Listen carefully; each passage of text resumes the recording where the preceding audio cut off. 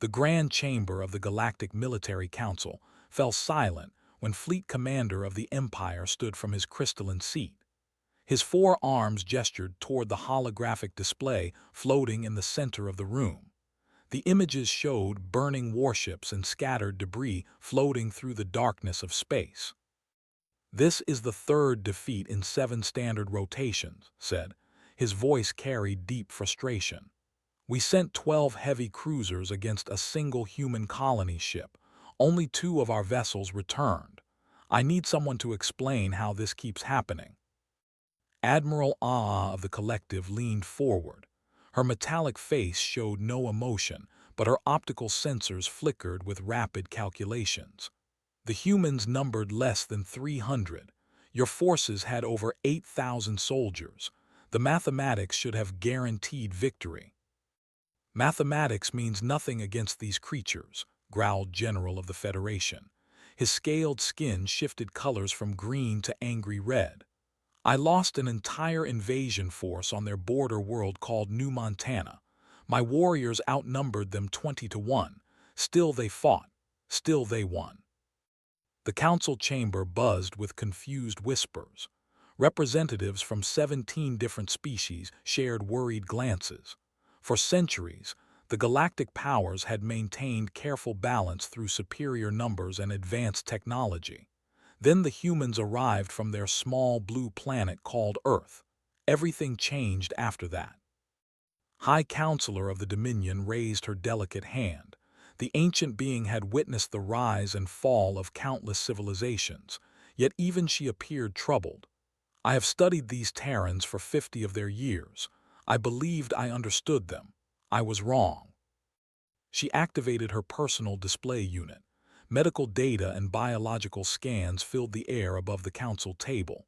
"We assumed humans were fragile. Their bodies lack armor. They have no claws or fangs. They cannot survive in vacuum. They require constant hydration and regular rest. By every standard measurement, they should be among the weakest species in the galaxy." "Yet they fight like demons from the void," interrupted Captain of the Merchant Guilds. The tentacled being had personally witnessed human combat during a pirate raid. Her ship had been boarded by just 4 human security officers. They defeated 30 armed raiders in less than 10 minutes. "I watched one of them take a plasma bolt to the shoulder. He did not fall. He did not retreat. He kept fighting as if nothing had happened." Nodded slowly. "That is precisely what I wish to discuss. We have finally discovered their secret. It is not their weapons. It is not their tactics. It is something far more terrifying. It exists within their very blood." The holographic display changed. It now showed a detailed diagram of human biology. A small organ sat above the kidneys. 2 tiny glands that seemed completely unremarkable. "These are called adrenal glands," explained. "When humans face danger, these organs release a chemical mixture directly into their bloodstream. The primary compound is called adrenaline. The effects are extraordinary." She expanded the display to show a human soldier in combat. Sensor data tracked changes happening inside his body. Within seconds of perceiving threat, the human body transforms. Heart rate increases dramatically. Blood flow redirects to muscles and vital organs. Pain receptors become suppressed. Reaction time improves by significant margins. Strength increases beyond normal limitations. General snorted dismissively. "Many species have combat hormones. The release battle toxins that increase aggression."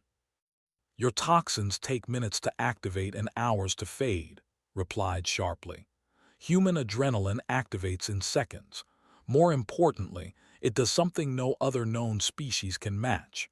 It allows humans to ignore wounds that would incapacitate any other creature."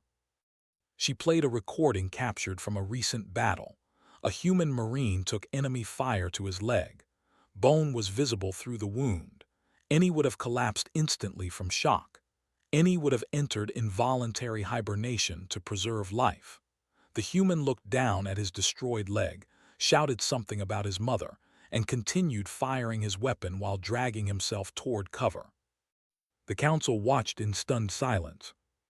This is not an isolated incident, continued. We have documented hundreds of similar cases. Humans with fatal injuries continuing to fight for minutes, sometimes hours. They call this phenomenon fighting through the pain. Their military actually trains them to do this deliberately. Fleet Commander sat heavily in his chair. They train to ignore death. They train to delay death until their mission is complete, corrected. Their adrenaline response suppresses pain signals. Their brain chemistry floods with additional compounds that create intense focus. Fear transforms into aggression.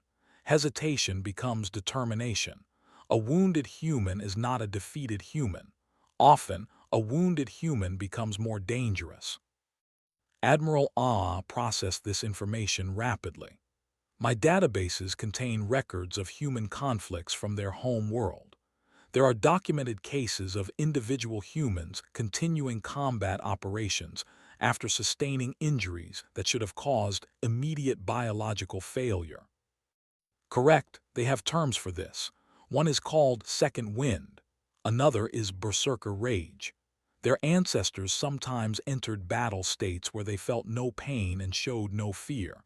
Modern humans have inherited and refined this ability. Captain's tentacles curled anxiously. But surely this response has limits. Surely their bodies cannot sustain such stress indefinitely. His expression grew even more troubled. That brings me to the most disturbing aspect of human biology. Their adrenaline response can be triggered repeatedly. Each time it fades, it can activate again if new danger appears. Furthermore, humans have developed artificial methods to enhance this response. Stimulants, combat drugs, neural implants. They have spent centuries learning to weaponize their own biology. The chamber fell completely silent. The weight of this revelation pressed upon every representative present. Young lieutenant of the spoke for the first time.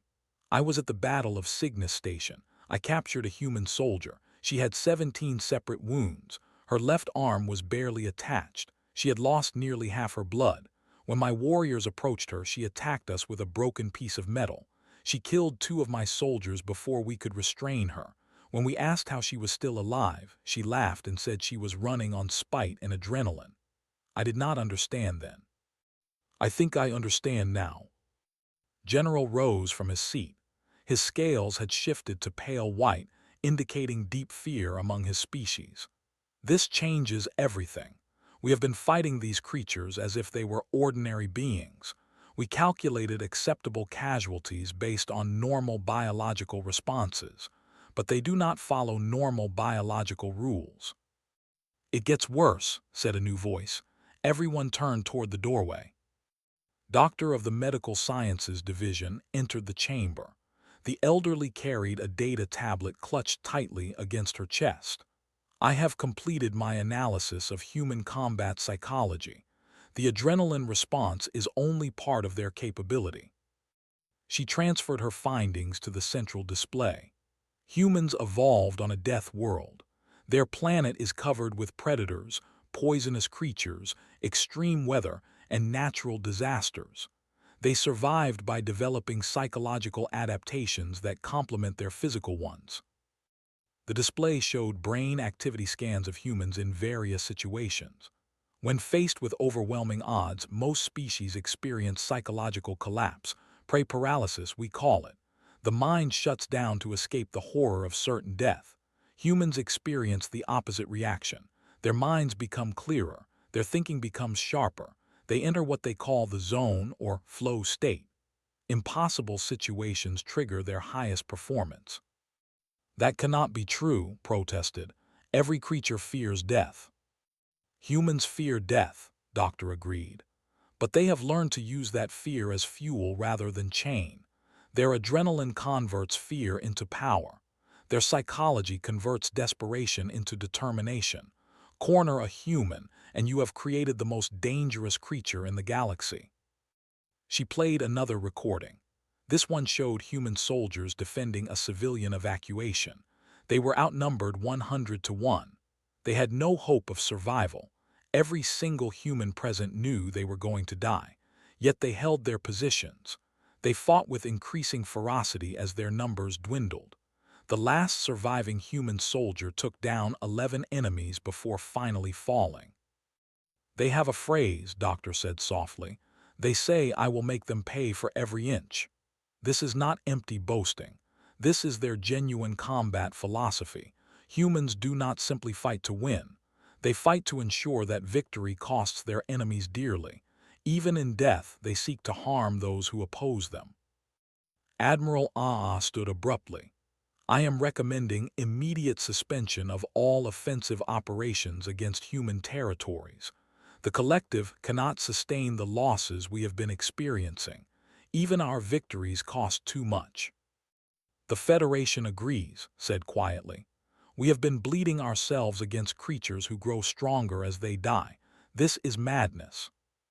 One by one, the other council members voiced similar sentiments. The mighty galactic powers, who had conquered thousands of worlds and subjugated countless species, found themselves unwilling to continue fighting a single small civilization. High Counselor watched this unfold with ancient eyes. "Perhaps there is another option. Perhaps instead of fighting humans, we should consider befriending them." The suggestion created immediate uproar, but continued speaking calmly over the protests. "Consider carefully. We have seen what humans do to their enemies. Imagine what they might do for their friends.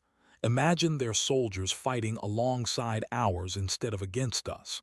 Imagine their determination and their terrible biology directed at common threats." The chamber grew quiet again.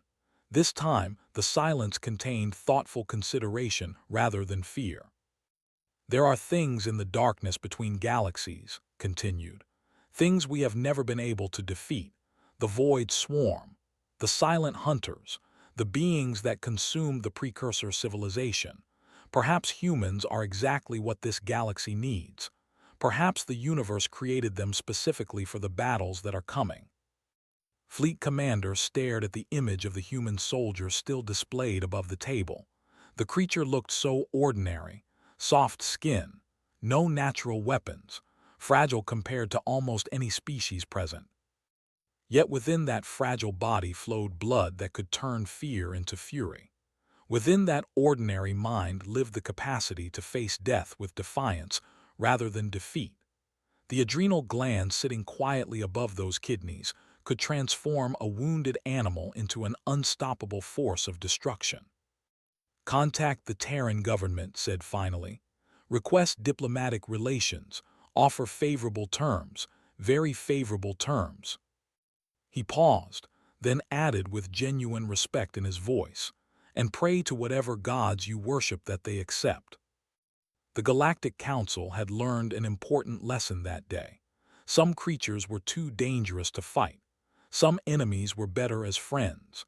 And some species carried within their very blood the power to challenge the darkness itself. The humans called it adrenaline. The galaxy would learn to call it hope.